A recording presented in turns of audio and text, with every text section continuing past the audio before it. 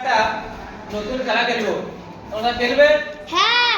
এই খেলাটা হচ্ছে বাংলা বর্ণমালা নিয়ে খেলা। বাংলা বর্ণমালা, আমরা বাংলা বর্ণমালা শিখেছি। হ্যাঁ। কি কি? অ, তারপরে ক খ। এবার দেখো, আমাদের এই দুজন নিয়ে খেলা করছি। এর নাম হচ্ছে, এটা আয়েশা, এটা হচ্ছে আয়েশার মা। মা। দাঁড়াও, তুমি সরে এসো একটু। আয়েশার মা, এটা আয়েশা। ধরো আয়েশার মা প্রতিদিন আয়েশাকে রান্না করে রান্না করবে।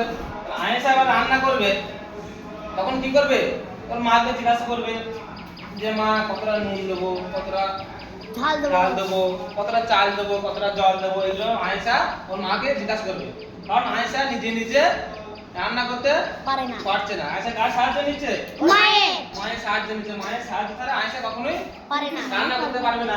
এবার দেখো, তাহলে আয়েশা মা নিজে রান্না করছে, ও কারো সাহায্য ছাড়াই করছে, কিন্তু আয়েশা যখন রান্না করছে তখন ওর মায়ের সাহায্য নিচ্ছে। সেরকমই বাংলা বর্ণমালায় দুভাগে ভাগ করা যায়। একটা হচ্ছে স্বরবর্ণ, ব্যঞ্জন বর্ণ।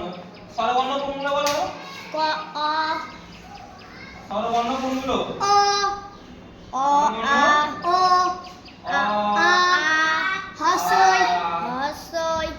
এগুলো, তাই তো? এবার ব্যঞ্জন বর্ণ কোনগুলো বলো?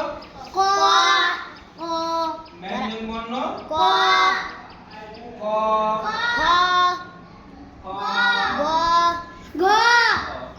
এবার দেখো, এগুলো হচ্ছে ব্যঞ্জন বর্ণ। চন্দ্র তার পর্যন্ত, আর এটা ও পর্যন্ত স্বরবর্ণগুলো।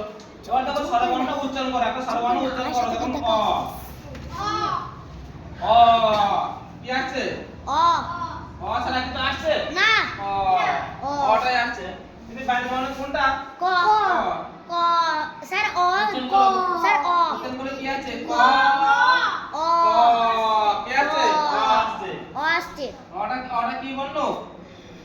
অটা স্বরবর্ণ। অটা স্বরবর্ণ।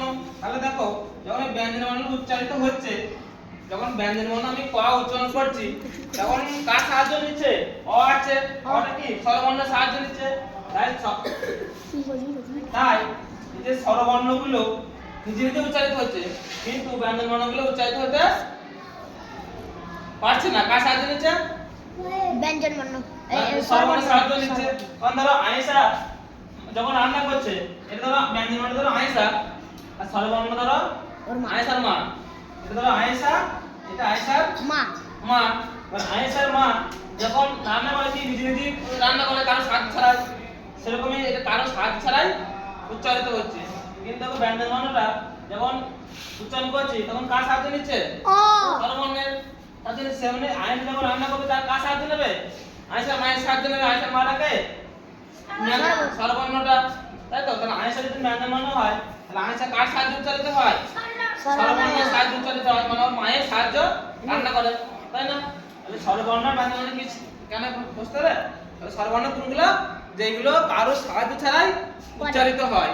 কিন্তু ব্যঞ্জন বর্ণ কি স্বরবর্ণের সাহায্য উচ্চারিত হয়, মানে নিজে নিজে উচ্চারিত হতে পারে না। কারণ কি আয়েশা যখন ছোট, আর ওর মায়ের সাহায্য ছাড়াই রান্না করতে পারে না। তাই কার সাহায্য নাই? ওর মায়ের সাহায্য নাই। সেরকমই ব্যঞ্জন বর্ণগুলো স্বরবর্ণের সাহায্য নেয়। বুঝতে পারলে? তাহলে বাংলায় ব্যঞ্জন বর্ণ আর স্বরবর্ণ কোনগুলো বুঝতে পারলে? স্টপ করো।